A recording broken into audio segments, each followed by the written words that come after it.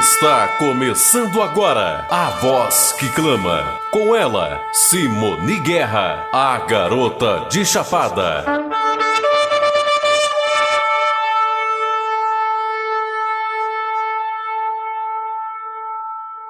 Esse estudo de hoje apresenta a restauração da adoração. É muito natural que nós não temos aqui completo tudo o que é necessário restaurar na adoração. E isso, no dia a dia, a gente estudando, a gente vai vendo certas embriaguez do vinho de Babilônia e você vai perceber isso. E então nós vamos deixando essa embriaguez para podermos ter a verdadeira adoração que o nosso Criador pede e exige de nós. E para que nós possamos então compreender o que aconteceu no passado, por que essa adoração se perdeu, nós precisamos então buscar na palavra. E nós vamos encontrar então em Apocalipse 13, de 1 a 8, ali falando que ia se levantar um poder. E esse poder ia dominar o mundo todo por 1260 anos, ou 42 meses. Lembrando que um dia profético, ele representa um ano. Nós encontramos esse paralelo em Ezequiel e em Números 14, que um dia representa um ano profético. Então, 42 meses, eles nos levam a 42 meses, vezes 360, que são os dias do ano lunar.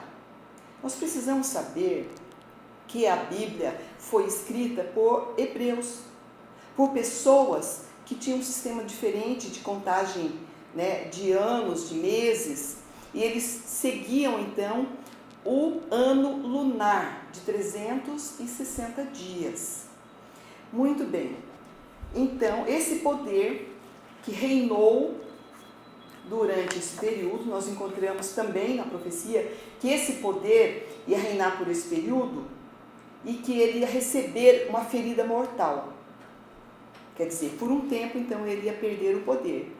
Mas depois a profecia retoma e diz que esse poder voltará no futuro a reinar durante um período, agora literal, porque agora nós vamos então entrelaçar com Daniel 12 e vamos ver que é um período literal de 1260 dias.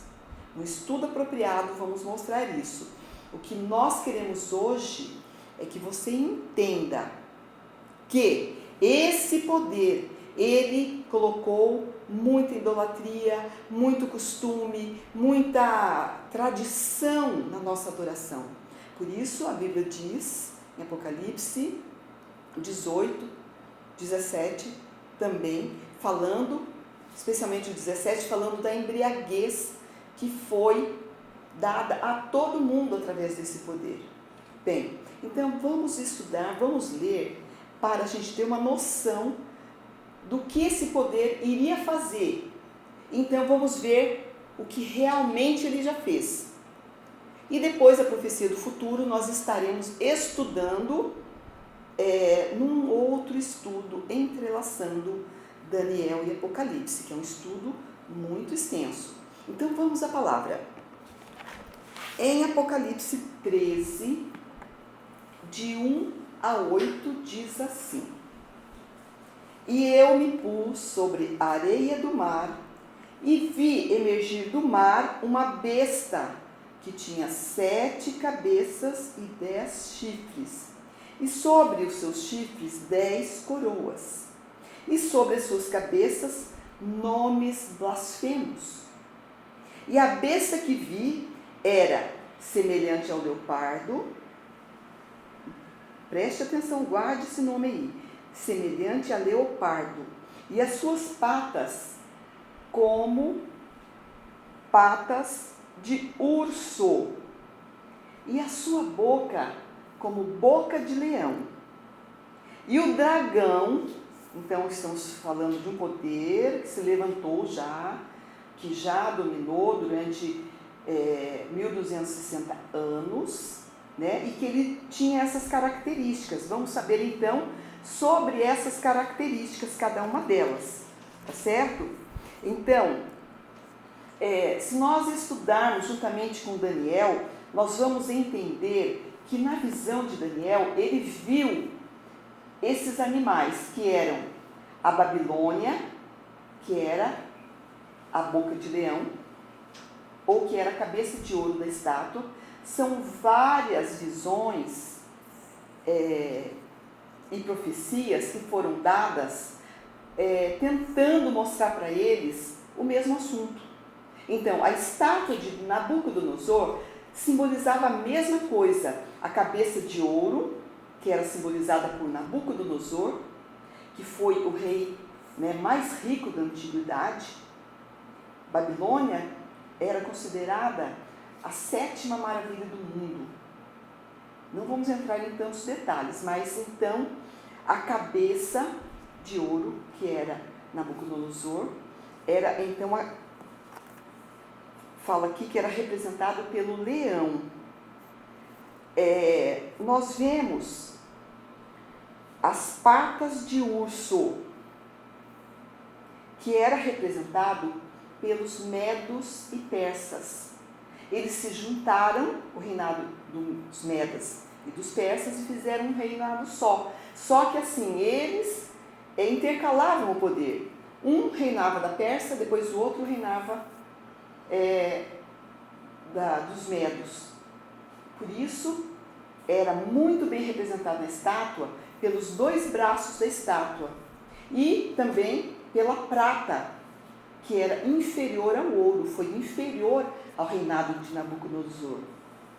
Depois aqui diz que era semelhante ao leopardo. O leopardo foi representado como sendo a Grécia. E também na estátua de Nabucodonosor, nós vemos então, né, que os quadris da estátua eram de bronze.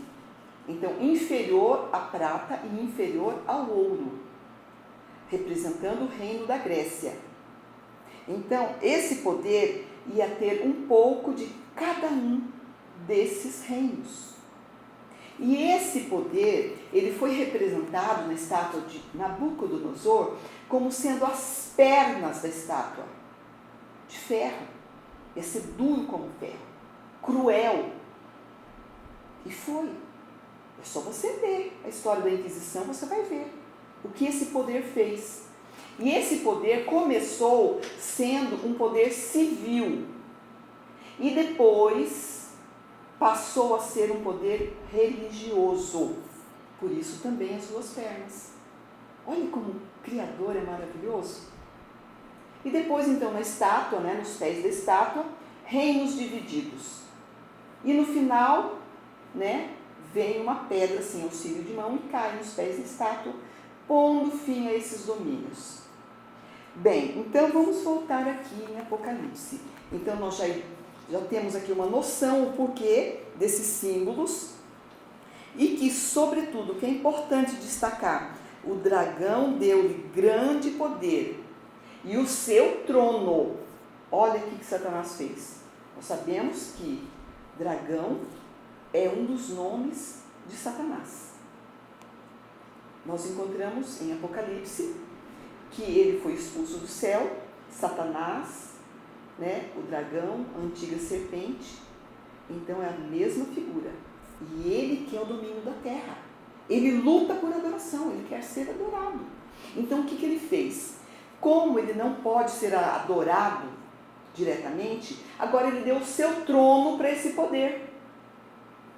E ele é adorado através desse poder, olha só. E o dragão deu-lhe o seu poder, o seu trono e grande autoridade.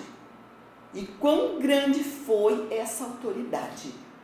É só você ler a história. Se você for na Espanha, você vai ver ali as calamidades que se cometiam em nome da religião. E não foi diferente aqui no Brasil. A inquisição mais forte, por incrível que pareça, foi aqui. É que limparam dos nossos registros. Mas esse poder teve muita autoridade.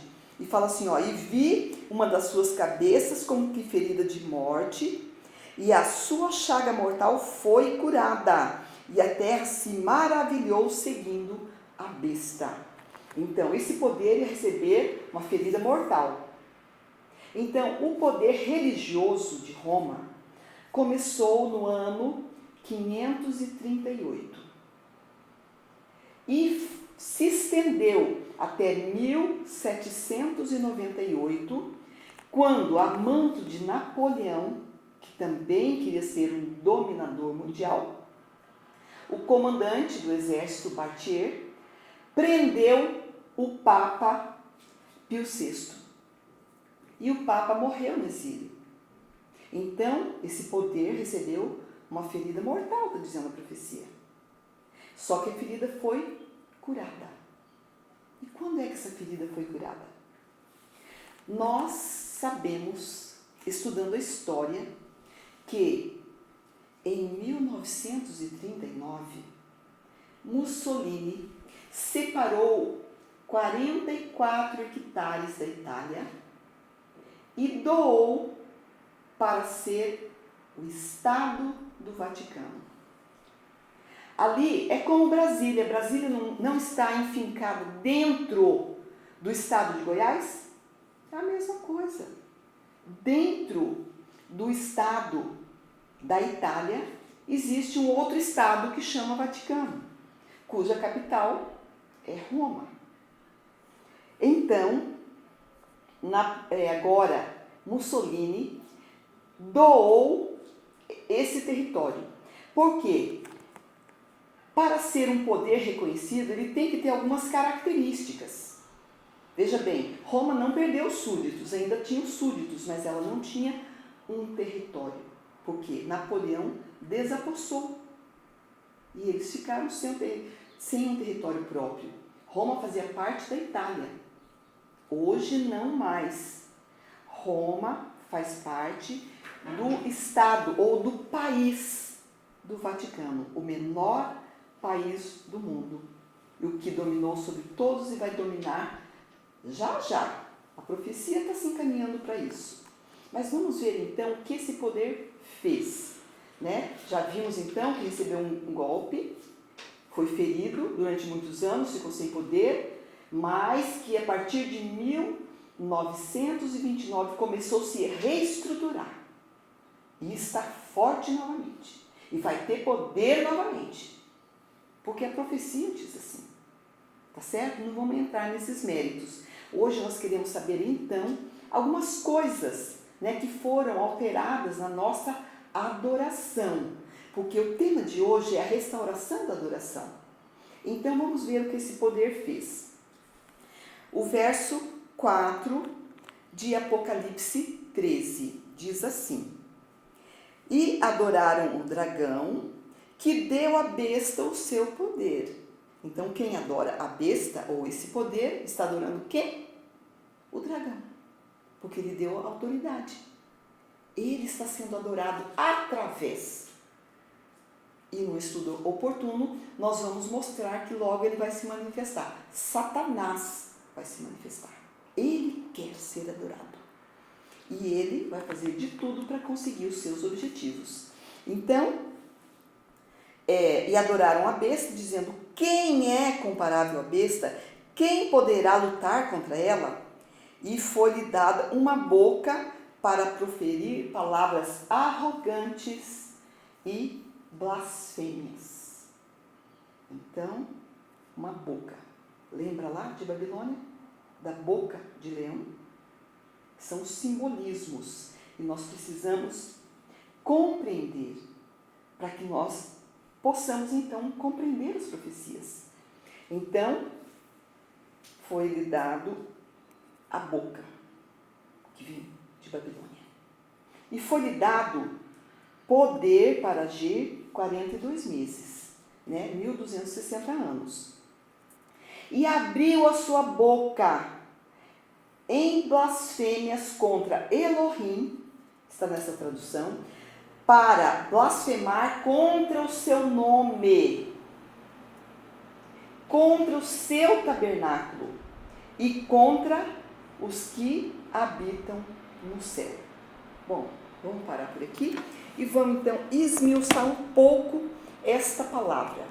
O que esse poder fez então para blasfemar o nome do Criador? Elohim é eu sou o Criador. Para difamar o seu tabernáculo e os que habitam no céu. Vamos estudar. Muito bem. Então, será que o nome foi de fato blasfemado, foi mudado? É importante a gente lembrar que já nos dias de Jeremias, nós encontramos um texto na Bíblia que nos deixa um pouco preocupado. E nós encontramos em toda a Bíblia textos que precisam ser comparados com outros textos. Por quê? Olha o que está escrito em Jeremias 8, o verso 8.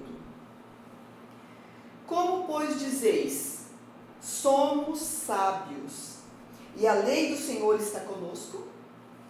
Pois, com efeito, a falsa pena dos escribas a converteu em mentira. Jeremias 8, 8. Quanto tempo antes do Salvador? Quanto tempo antes de Babilônia, antes dos medos persas, antes da Grécia, antes de Roma, isso foi escrito? Então, veja bem, há na palavra algumas coisas que nós precisamos estudar. Muitas vezes nós lemos, passamos fazendo um ano bíblico, mas nós precisamos comparar verso com verso. Então, vamos encontrar na palavra se realmente o nome do Altíssimo seria profanado e blasfemado, como está escrito em Apocalipse 13. Bem, nós encontramos então no próprio livro de Jeremias, no capítulo 11 de Jeremias, quantos anos antes do Salvador. E olha como esse texto foi escrito, fazendo assim uma alusão ao nosso Salvador. Preste atenção. O verso 19 diz assim: eu era como um manso cordeiro que é levado ao matador. Quem foi o manso cordeiro? Segura aí. Porque eu não sabia que tramavam projetos contra mim, dizendo, destruamos a árvore com o seu fruto. A ele cortemos da terra dos viventes. E não haja mais memória do seu nome. Então, qual foi o objetivo de Satanás? Foi apagar o nome do Criador. Porque o eu sou é muito forte. O nome do Salvador, eu sou a salvação. E há o nome do Pai, e há Yoshua, o nome do Filho. É muito forte isso. Então, Satanás queria apagar da memória do povo. E olha o que escreveu Isaías, antes ainda de Jeremias. Em Isaías 52, o verso 5, diz assim: e agora, o que tenho eu que fazer aqui? Diz Iá, pois o meu povo foi tomado sem nenhuma razão. Os que dominam sobre eles dão uivos, diz Iá, e o meu nome é blasfemado incessantemente o dia todo. Então a profecia está dizendo que o nome realmente seria blasfemado. E agora nós entendemos que se levantaria um poder, que já se levantou, caiu, mas vai se levantar novamente. E este poder ele faria com que o nome fosse blasfemado. O nome do Altíssimo, o seu tabernáculo e os que habitam no céu. Então, será que isso de fato aconteceu? Nós teremos o próximo estudo que vai falar exatamente sobre a restauração do nome, porque é um assunto muito extenso. Nós estamos aqui fazendo uma pequena abordagem para a verdadeira adoração. Nós não podemos adorar o nosso Criador usando esses nomes de blasfêmias. Muitas pessoas indagam: os judeus não aceitam Jesus. Nunca vão aceitar. Não que eles não acreditem no Messias. Não que muitos deles já compreenderam que o Messias veio a primeira vez e agora vem pela segunda. Mas esse nome para eles é um nome de blasfêmia. Por quê? Esse prefixo G, que não existia a letra J e não existe a letra J no hebraico. Então, ele é uma palavra que sugere o Altíssimo, G. Entendeu? Aí nós vamos encontrar vários nomes, que na verdade não é G, usa-se o Y, como no caso do profeta Jeremias. Não vamos entrar em todos os detalhes, porque não temos tempo para isso. Mas esse prefixo, ele indica ao Criador. Já o sufixo G, ao Criador, e sus, cavalo. Sus, em hebraico, é cavalo. E isso foi feito por Roma. Porque Roma queria exterminar com os judeus, por isso a Inquisição. Porque eles têm a verdadeira adoração. Nós encontramos em Romanos 9, de 1 a 3. Eles têm a verdadeira adoração, eles têm os patriarcas, é deles que nós aprendemos, é deles que vem o Messias. Então nós temos muita coisa a aprender. E esse nome Jesus é um nome latino. É um nome que não vem do hebraico. E o pior, se em hebraico o sufixo sus quer dizer cavalo, e para ele soa como o Altíssimo é um cavalo, ou o Criador é um cavalo, Iá é um cavalo, é assim que soa para eles. No latim, o sufixo sus significa porco. E aí? Você gostaria de ser chamado de porco? Você gostaria de ser chamado de cavalo? Imagine o nosso Salvador vindo agora nas nuvens do céu. E você vira para ele e fala um nome de blasfêmia desse? É por isso que nós preparamos um estudo especialmente sobre a restauração do nome. Porque não é possível. Você vai adorar o Criador do céu e da terra usando um nome de blasfêmia?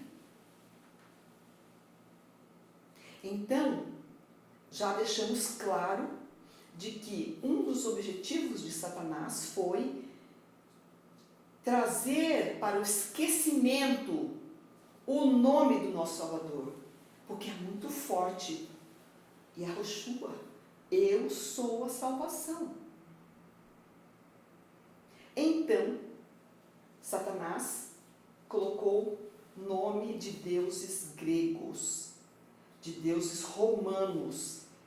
É só você ver a origem do nome Jesus, que era Jesus, porque não tinha letra J, então era o I. Então, Jesus. Procure na internet. Quem foi Jesus? Um deus grego, da mitologia grega. o Deus da floresta. Então, esse nome foi introduzido. Falaremos mais detalhadamente sobre isso. Para que o nome do Altíssimo fosse blasfemado, não só o nome do Filho, mas também o nome de Yah, do Eu Sou. Mas vamos deixar esse estudo à parte, ele é muito profundo. E vamos então saber como foi que esse poder, além de blasfemar o nome, ele blasfemou também do tabernáculo. O que ele fez então com o tabernáculo do Altíssimo? Está dizendo a profecia que ele, querendo ser adorado, e ele é adorado através desse poder da besta, como nós lemos, né? Nós vamos ter um estudo também para identificar a besta, se você tem dúvida desse poder que se levantou durante 1260 anos na história do nosso mundo, né? E que vai se levantar agora novamente. Tá? O cenário está todo preparado. Já as coisas estão acontecendo. É por isso que o Eterno está levantando pessoas para falar sobre isso. Não é por acaso, não é minha vontade, é a vontade dele que isso seja levado avante, que seja restaurado, porque nós não podemos receber o nosso Criador chamando ele de cavalo ou de porco. Por favor. Eu não gostaria de ser chamado de porca. Isso para nós tem um significado terrível. Imaginem que ofensa não é isso. Ele tem o seu nome hebraico, o nome não muda. Tá certo? Então, nós precisamos estudar. Nós não podemos nos fazer de pessoas que não acreditam na palavra e falar assim, mas todo mundo já está acostumado, todo mundo que vai para o fogo está acostumado com esse nome. Todo mundo que não vai restaurar as verdades para ter a mente transformada, para poder receber o Espírito Santo na sua vida. Ninguém vai receber o poder do Espírito Santo usando o nome de blasfêmia. Pensa nisso. Então, outra coisa que Satanás fez foi se introduzir na adoração. Como? Através da Trindade. Ele é adorado através da Trindade. Por quê? Nós vemos que quando o sumo sacerdote, o nosso Messias, ele entrou no santuário celestial, ele ofereceu o seu sangue, ele oferece ainda o seu sangue, e só quando terminar o sangue é que termina a expiação. Aí você pergunta, mas como? Como que tá? Como que não tá? Não cabe a mim. Só na eternidade nós vamos saber como que ele levou e por quê, e como que está durando até hoje. Tá certo? Eu aceito pela fé. Porque Paulo, quando ele estava pregando aos hebreus, ele falou sobre todo o ministério do Salvador. Sobre ele ser o verdadeiro sumo sacerdote, sobre o trabalho a ser feito no céu. E ele depois vem com o capítulo 11, que é maravilhoso. Ele fala, sem fé é impossível agradar o Criador. Então nós precisamos ter fé de que Ele existe, de que Ele está fazendo um trabalho por nós, porque sem esse trabalho nós não podemos ser redimidos dos nossos pecados. Então agora Satanás, ele se introduz na adoração através da Trindade, porque nós vemos que o sumo sacerdote, ele ofereceu o seu sacrifício e ele abençoou o povo. E quando ele abençoou o povo dele, expectante aqui na terra, ele mandou o dom do Espírito Santo. Atos 2:38. O Espírito Santo é um dom. Mas Satanás já vinha trabalhando isso desde Babilônia. E é por isso que essa besta, esse poder que se levantou, ele tem um pouco de Babilônia, ele tem um pouco de Medos persas, ele tem um pouco de Grécia, né? Então Roma absorveu toda essa cultura. Porque os Medos persas, quando eles invadiram Babilônia, eles tinham assim um certo temor pelos deuses que eram cultuados ali. E eles não destruíam. Mas o que eles fizeram com Babilônia? A coisa era tão forte e tão feia, porque envolvia sacrifícios humanos, envolvia, prestador ouvinte, todo o ritual satânico de imolar crianças. Isso você encontra na história, só você ler a Bíblia. O próprio rei de Israel ofereceu seu filho queimado. Eles tinham um ídolo que era chamado de Moloque, e esse ídolo era uma estátua imensa de bronze, tinha os braços estendidos para frente, tinha uma barriga muito grande, acredita-se daí a origem de Buda, uma barriga muito grande, só que era cortado. E ali dentro eles jogavam lenha, colocavam as crianças nos braços daquelas estátuas e queimavam as crianças vivas. E esse culto que eles faziam em Babilônia foi então levado para Pérgamo, para bem distante do reinado medo-persa. Eles achavam aquilo uma coisa muito ruim e tentaram afastar, mas eles tinham um certo receio de lidar com essas coisas espirituais. Então foi levado para Pérgamo. E de Pérgamo foi depois absorvido pela Grécia, foi absorvido por Roma. Toda aquela simbologia que era praticada em Babilônia. Por isso que fala que o mundo todo foi embriagado por vinho de Babilônia, é muita coisa. Nós não temos espaço aqui para comentar tudo. Mas nós encontramos no Catecismo Católico, na página 73, dizendo assim, que na esteira deles, segundo a tradição, foi introduzido no ano de 325, na época de Constantino, foi introduzido a doutrina da Santíssima Trindade. Estou resumindo o que está escrito ali. Pega o Catecismo Católico na página 73, fala sobre o mistério da Santíssima Trindade. É um mistério que ninguém entende isso. Como é que pode ter três em um? Né? E dizem que adoram um só, mas são três. Trindade. E isso veio de Babilônia, porque Babilônia foi a primeira cidade construída por Nimrod. Babilônia, nós vemos, Nínive também foi construída, está lá em Gênesis 10, contando a história. Nimrod, ele se casou com sua própria mãe, Semíramis. Só que o tio de Nimrod, que foi o construtor também da Torre de Babel, ele ficou tão irado de ver o sobrinho dele adorando o sol e fazendo rituais satânicos, que Shem, que foi de quem descendeu Abraão, matou Nimrod. Porque ele não suportou ver tamanha heresia. Então Semíramis, que era sua mãe e esposa, nas suas orgias dos sacrifícios rituais que eles faziam, esses sacrifícios envolviam sexo. Então, para ter boa colheita, você tinha que ir lá e se prostituir com a deusa da fortuna, com a deusa da fertilidade. Tinha todo um ritual para isso. Você quer saber um pouquinho? Assista o filme O Código da Vinci. Tem muita verdade ali. Então, esses rituais todos foram levados.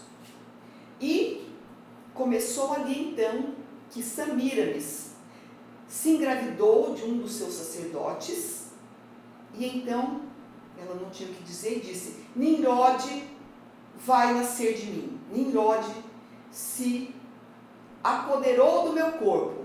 Eu estou esperando um filho. E terá o espírito de Nimrod.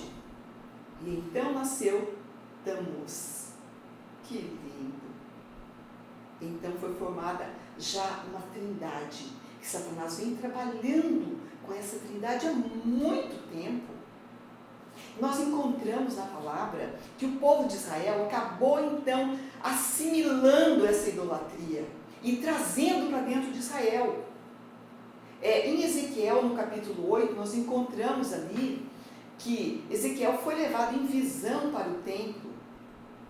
E é importante a gente saber que o templo já tinha até sido destruído, mas o Eterno levou ele em visão e ele pôde ver agora os sacerdotes de Israel que foram instruídos pela lei do Altíssimo, que receberam a mensagem do céu entregue a eles, fazendo rituais para adorar Tammuz, adorando o sol dentro do templo do Criador.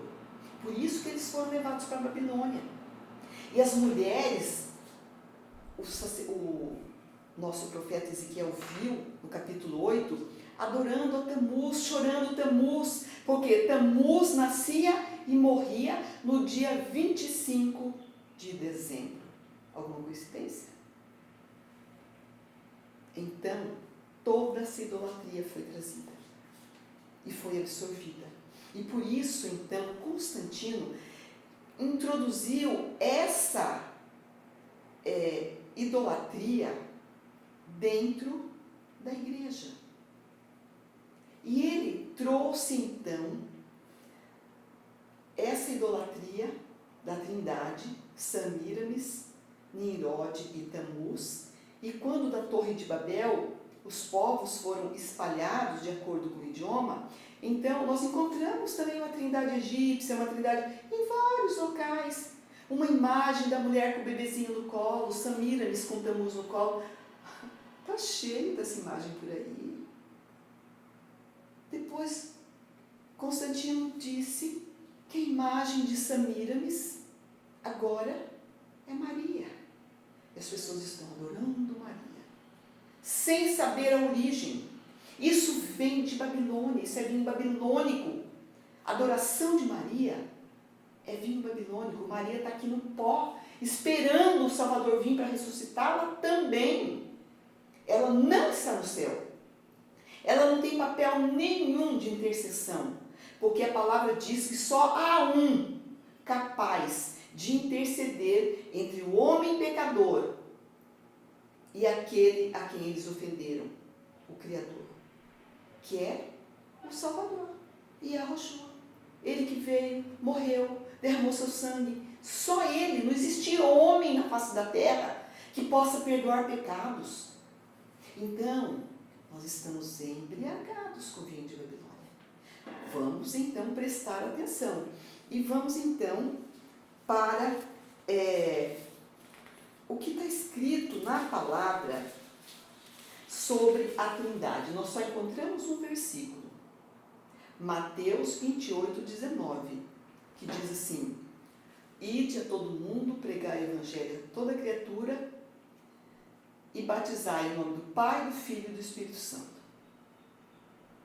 Pegue esse texto de Mateus, compare com os outros evangelhos, veja em nome de quem os apóstolos batizavam. Em todo o livro de Atos, nós encontramos o batismo em nome do Messias, em nome de Yahushua, em nome do Salvador. Não, você não vai encontrar nunca essa palavra, batismo em nome do Pai, do Filho e do Espírito Santo. Não vai, só em Mateus. Aí nós lembramos lá, Jeremias 8:8. Vocês pensam que são sábios? Vocês pensam que vocês sabem todas as coisas? Na verdade, a pena do escriba transformou em mentira o que vocês acreditam. Então essas coisas têm que ser restauradas. Porque Satanás está sendo adorado quando nós adoramos ou nos batizamos em nome de uma trindade. Ele se introduziu no meio da adoração. E aquilo que é um dom, que é o Espírito Santo, ele introduziu agora, em 325, digo agora, né, porque foram tantos anos de Babilônia até aqui, na verdadeira adoração. E muitas pessoas, pensando que estão adorando o Criador, estão adorando o inimigo dele. Como é que nós podemos estar esperando o nosso Salvador voltar com essa embriaguez espiritual que nós estamos? Como? É impossível. Se nós não restaurarmos a verdadeira adoração, como diz Pedro, jamais veremos a alva. O Criador está nos mostrando, Ele está nos levando a estudar. Isso aqui é apenas uma introdução. Eu não tenho como falar de mais detalhes aqui dessa falsa adoração. Cada um de nós precisa pesquisar, estudar. Hoje nós temos facilidade, nós temos a internet. Tudo que você quer, você encontra ali. Então estude. Não deixe a sua salvação nas mãos do seu pastor, do seu padre, de quem quer que seja. E muito menos o que eu estou dizendo. Vai estudar. Vai aprender para restaurar também as verdades. É interessante que, sabendo de tudo o que ia acontecer, o nosso Salvador já nos deixou as profecias. Mas nós não estamos estudando. Nós não estamos preocupados com a nossa salvação. Ele tem feito de tudo para nos restaurar. Para restaurar nossa mente. E para restaurar a mente também, precisamos também ter uma alimentação saudável. É tudo interligado. Como é que nós vamos restaurar a verdadeira adoração sem compreender? São muitas coisas que envolvem essa verdadeira adoração. Por isso, nós precisamos estudar. Está aqui um desafio grande para a sua vida. Estudar e conhecer a verdade. Porque a palavra diz, e conhecereis a verdade, e a verdade vos libertará. Outra coisa cruel que o inimigo tem semeado muito por aí é a questão da imortalidade da alma. Está divulgado e as pessoas acreditam que a pessoa pode ter feito o que fez aqui na terra. Morreu, vai para o céu, é santo. Será que é assim? Quando não dizem que a gente tem outra oportunidade, que nós podemos viver pela graça, tudo pela graça, não precisa guardar lei, pode matar, pode roubar, não precisa ler, não é? Ou será que a lei é só respeito ao sábado? Será que ele tirou só o sábado? Então nós vemos que é tudo interligado. O plano da salvação, ele é maravilhoso. E ele se intercala, ele se interliga, ele se torna uma coisa santa e sagrada. Basta a gente estudar. Porque Satanás está dizendo por aí, que se você morrer, você é salvo pela graça. Você vem de novo, se você tem pecado, você vem como um cachorro para sofrer, você vai encarnar noutra pessoa, até você se redimir. Esse é o maior engano de Satanás. Ele começou com isso lá no Éden, quando ele disse para Eva, certamente não morrereis. Eu pergunto, morreram ou não morreram? Estão aqui ainda? Morreram. O Salvador não mentiu para ninguém. Ele disse que morreria e morreram. Agora, nós temos um período de vida para nós produzir frutos, produzir um caráter perfeito. Se nós não aproveitarmos para tirar todo o vinho de Babilônia da nossa adoração, o Salvador virá e nós não estaremos prontos. Eu já ouvi muitas vezes pessoas, pregadores, dizendo que o verso mais triste da Bíblia está lá em Jeremias, que diz assim, passou o verão, findou-se a cega, e nós não estamos salvos.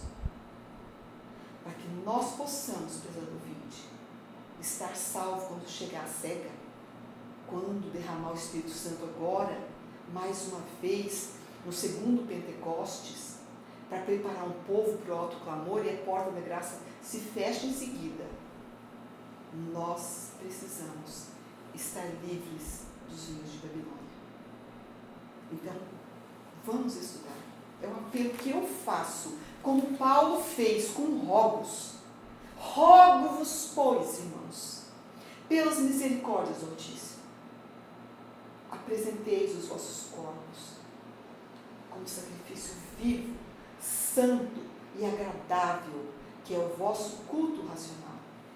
E não vos conformeis com este mundo, ou com este século, mas transformai-vos pela renovação da vossa mente, para que saibais qual é a boa e agradável e perfeita vontade do Criador. Só pela renovação da nossa mente é que nós vamos poder compreender as coisas espirituais.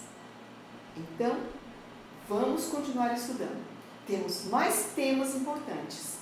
Não esqueça de assistir toda semana um tema novo que nós estaremos lançando aqui. O próximo tema, então, que vamos falar é sobre o nome, a restauração do nome, o porquê do nome.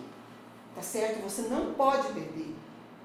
Então, aguardamos vocês na próxima semana para compreender a importância da restauração do nome do nosso Criador e do nosso Salvador. E saber como e por que esse nome, ele é o selo dos 144 mil. É lindo e maravilhoso. Eu espero vocês.